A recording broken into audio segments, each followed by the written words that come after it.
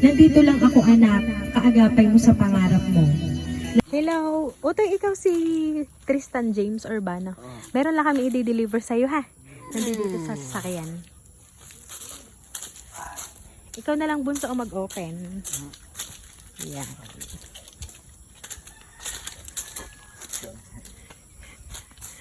Ayan. Sige, Tristan, dito ka. Ikaw na lang yung mag-open up. Dito, bunso.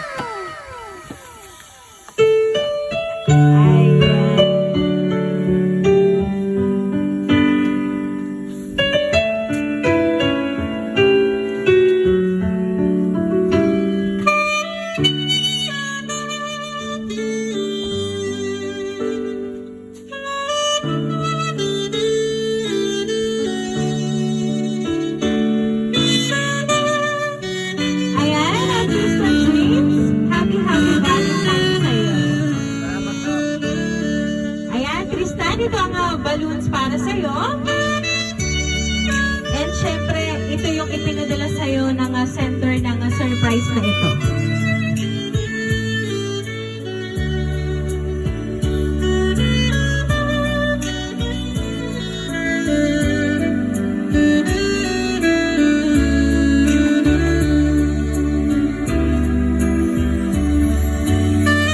Ayan, Sir Tristan James. Babasahin ko lang po yung message ng sender po ng surprise na yan para po sa inyo.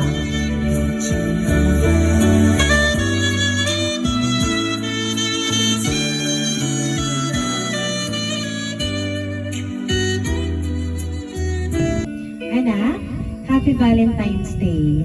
And syempre, belated happy birthday. Isa sa hiling ko anak ay ang makapagtapos ka ng pag-aaral at magkasama tayo sa pangarap mo natin. Alam kong mahirap kasi malayo tayo sa isa't isa, pero kinakaya ko para sa'yo. Makinig ka lagi sa inay ha, mahal ko kayo. Darating din yung panahon na magkakasama tayo. And salamat sa lahat kasi ikaw ang nandyan para kay inay at kay tatay noon. Ikaw na yung kasama nila. Salamat kasi lumaki kang marunong mag-improve. Piliin lagi ang magiging barkada na huwag basta-basta magtiwala anak. Mag-aral lang ayos anak at walang success na hindi dumadaan sa hirap. Lagi mong tatandaan lahat ng sinasabi ko sa iyo ha. Nandito lang ako anak, kaagapay mo sa pangarap mo. Lagi kang mag-iingat at miss ko na kayo ng inay. I love you. Soon magkakasama din tayo anak. Ayan. So, Sir Tristan, ang sorpresa pong ayan ay handog po ng iyong mami para po sa'yo. Ayan. Sabi nga po ni ma'am sa sulat, wala pong nagsasucess na hindi dumadaan sa hirap. Sabi nga din po ng mama mo, malayo man po kayo sa isa't isa, darating din yung araw na magkakasama kayong muli. So, Sir Tristan, ano ba ang gusto mo pong sabihin para po kay mami mo na hindi mo po kasama araw-araw kasi nga po ginagawa niyo yung paraan para po sa inyong dalawa ni inay mo? Maraming salamat sa aking ina dahil dito. Tapos, nung umalis po siya dahil para sa akin, pinag-aral niya po ako. Yun lang po. Tignan ko hindi nakaabot tayo bago makapilay.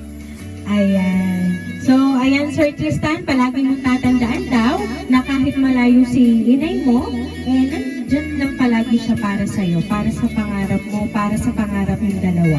Ayan. So, Sir Tristan, once again po, happy Valentine's and belated happy birthday po.